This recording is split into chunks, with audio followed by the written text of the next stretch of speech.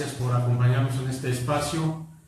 El día de hoy hay varios temas que comentar. La situación política en Puebla está muy interesante, muy movida,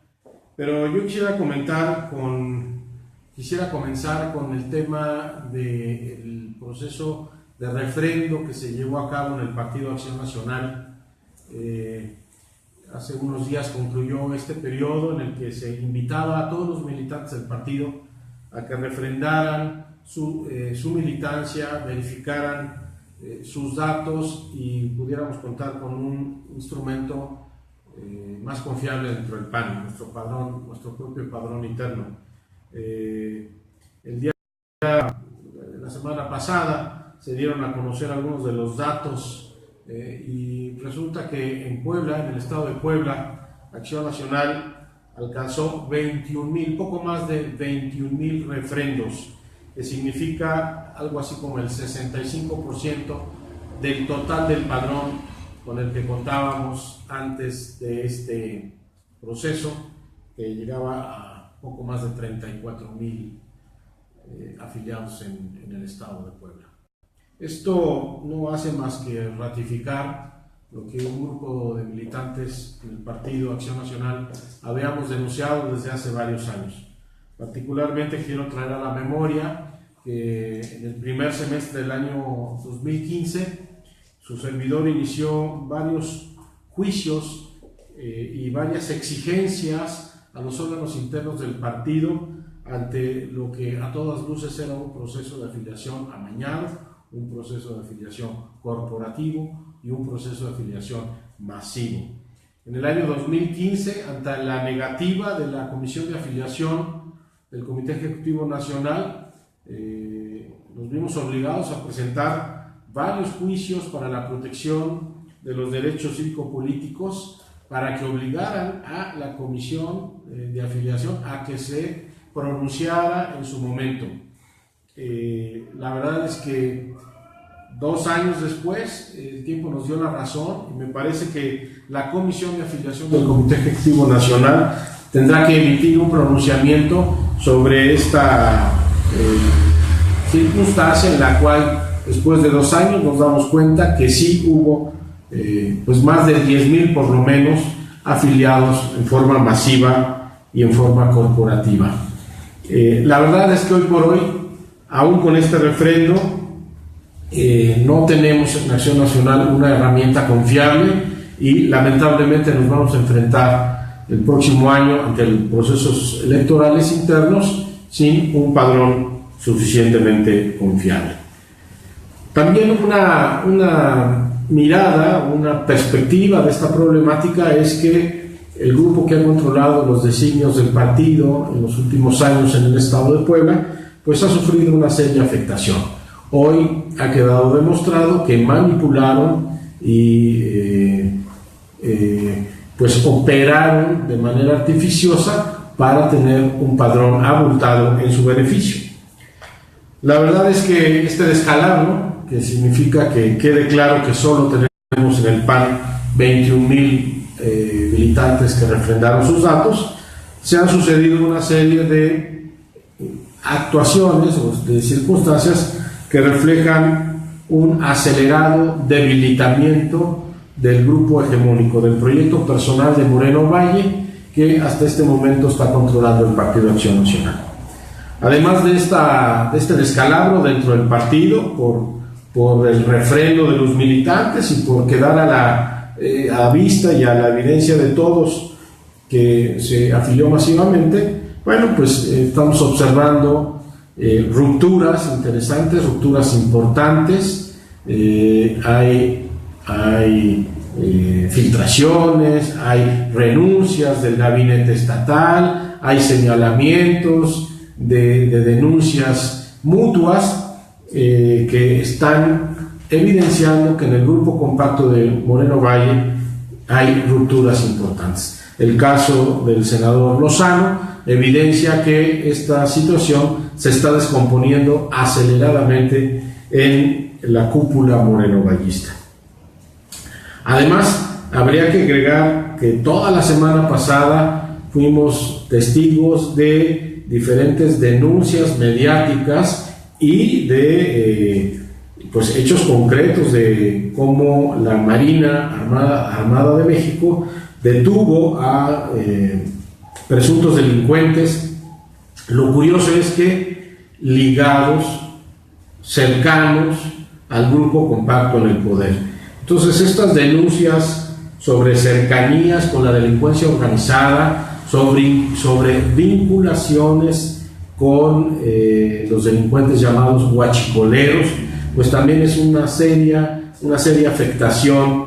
a este grupo que se veía pues todopoderoso, omnipotente, omnipresente, y que está señalando evidentes fracturas. Y bueno, pues para, digamos, concluir con esta semana terrible para el morenovallismo, el día de hoy en la Ciudad de México, el senador Barbosa, acompañado de Fernando Manzanilla y otros dos personajes, denuncian con datos, con elementos, con señales, con datos muy precisos, el procedimiento de espionaje utilizado en el gobierno de Moreno Valle y por sus cercanos colaboradores. Publican incluso una lista muy importante, muy interesante, de personajes que aseguran ellos han sido espiados en estos años por órdenes del gobernador Moreno Valle a través de su personero Euquid Castañón. Hay personajes interesantes de la vida política y de la vida social que, según estos datos, han sido espiados en los últimos años, y lo curioso es que no nada más están siendo espiados, según esta información, adversarios o enemigos políticos de Moreno Valle, como pudiera ser el mismo Barbosa, Eduardo Rivera, Ana Teresa Aranda, sino incluso personajes tan cercanos como el hoy gobernador Tony Gali Fayad. Según estos datos, ha sido espiado no nada más él, su hijo Tony Gali López ha sido espiado, no nada más su hijo, su esposa, la señora Dinora López de Gali, ha sido espiada. Personajes que uno no pudiera entender por qué razón están siendo espiados, como Monseñor Víctor Sánchez Espinosa, por ejemplo, o como el rector de la Universidad Iberoamericana, Fernando Fernández, está también siendo espiado, según esta información. En fin, hay una buena cantidad de personajes de la vida política y social de Puebla que, según esta información y de esta denuncia que hoy sale, están siendo espiados por el morenovallismo. Esta denuncia del día de hoy se suma a ya varias denuncias periodísticas, reportajes, filtraciones que hablaban de que en Puebla se está espiando y se espía, se utiliza tecnología de punta para espiar a los oponentes. Ojalá en esta ocasión la Procuraduría General de la República ya empiece a actuar y empiece a deslindar responsabilidades. No puede ser que cualquier persona, por muy poderosa que sea en un estado, empiece a espiar a sus adversarios políticos, a sus amigos políticos, con el fin de utilizar esa información en un futuro próximo. Incluso el propio presidente de la República, Enrique Peña Nieto, aparece encabezando esta lista. Varios secretarios de Estado. No puede ser que la Procuraduría no deslinda responsabilidades, y esto no puede ser que vuelva a quedar simplemente en el anecdotario. Entonces, en resumen, en este primer comentario, decir que ha sido una semana terrible para el morenovallismo, ¿no? Las rupturas evidentes entre personajes del grupo más compacto, las denuncias por cercanías con la delincuencia, las denuncias por la utilización de espionaje de manera ilegal y pues el desdibujamiento de su fuerza en el padrón inflado, como se había denunciado con anticipación. Por otro lado, quisiera referirme a otro tema, porque es un reflejo de su desarrollo en nuestra democracia en el estado de Puebla. No podemos hablar de una sociedad democrática cuando no hay división de poderes. Y esta semana, la semana pasada, pues también somos testigos de varios hechos que reflejan la sumisión, la falta de profesionalismo, la abyección del Congreso del Estado en Puebla. Para empezar, una resolución de la Suprema Corte de Justicia de la Nación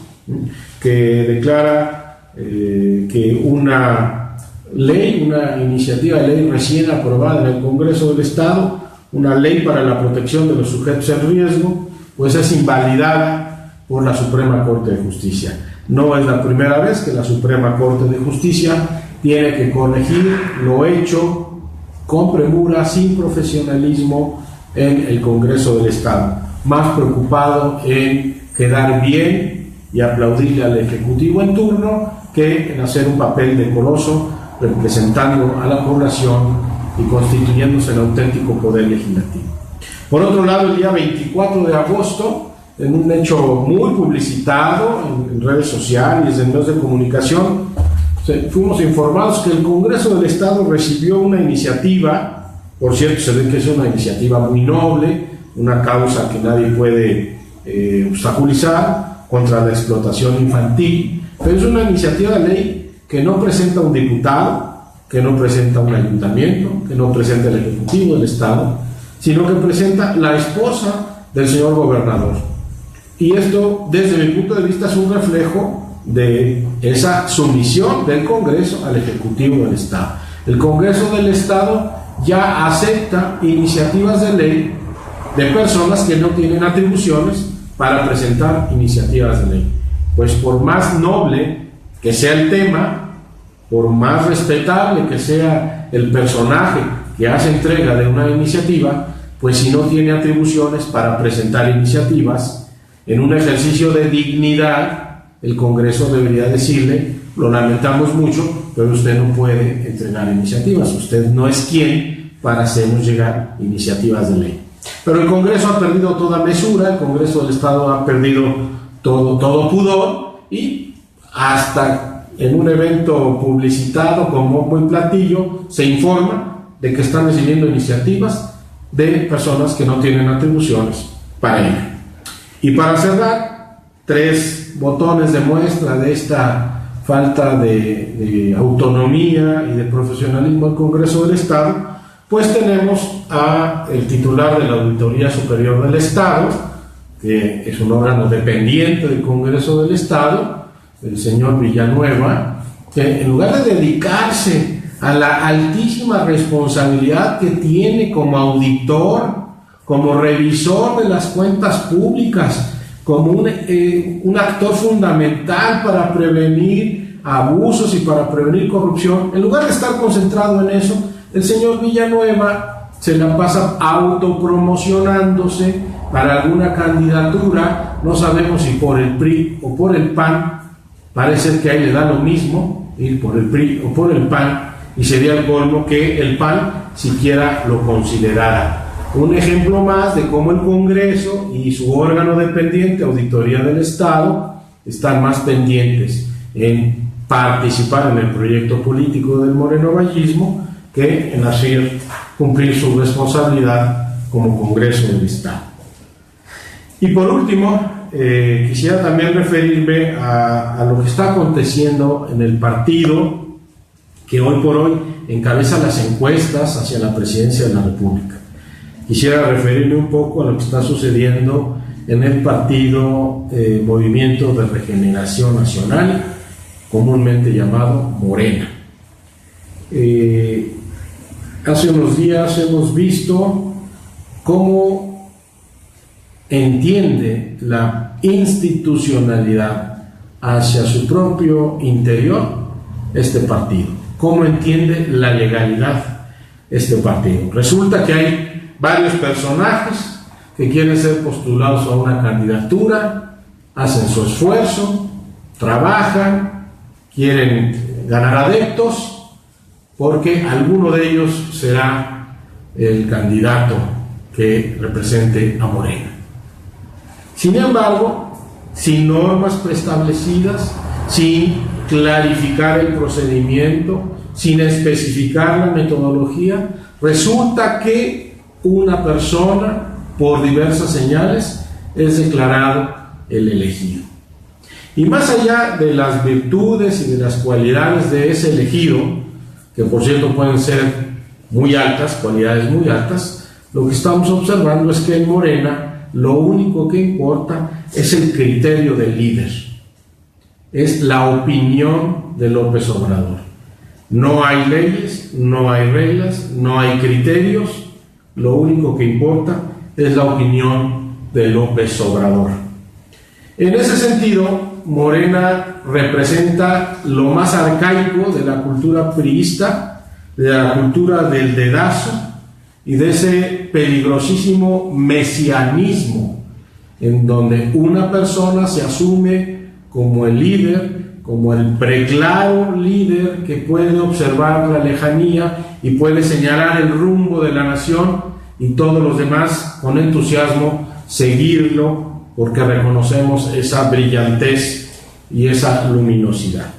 Ese mesianismo es extremadamente peligroso. En la historia mundial, en la historia latinoamericana y en la historia nacional tenemos terribles ejemplos de cómo el mesianismo genera un enorme daño a las instituciones y genera un enorme daño a la vida política y a la vida social de nuestro país. Lo malo es no nada más que haya un líder con pretensiones mesiánicas. Lo malo es que también una gran parte de la sociedad se deja embelesar por el canto de ese líder y en una muestra de tremendo infantilismo espera al Salvador, al Redentor, a aquel político que ahora sí va a venir a salvarnos y va a venir a solucionar todos nuestros problemas. La sociedad mexicana tiene que madurar y tiene que entender que la solución a nuestros graves problemas no vendrán por la brillantez, por la clarividencia, por los atributos de un líder, sino vendrá por la pausada construcción permanente del bien común. Entonces, pues resulta que de los varios interesados no supieron ni cómo, pero el PG designó a la candidata al gobierno del Distrito Federal de la Ciudad de México, hoy se llama, y todos los demás pues tuvieron que aguantarse o tendrán que aguantarse. Y perdónenme, pero en Puebla está sucediendo lo mismo. Varios interesados, varios con aspiraciones, y ya resulta que por más importantes que sean las calificaciones de un personaje, ya decidió una sola persona que es lo más indicado para el partido Morena en el estado de Puebla. Mucho ojo, porque no podemos caer en esa tentación de que una sola persona es la que viene a orientarnos y viene a salvarnos y viene a revivirnos. Morena, repito, creo que es el segundo peligro más grave que tiene nuestro país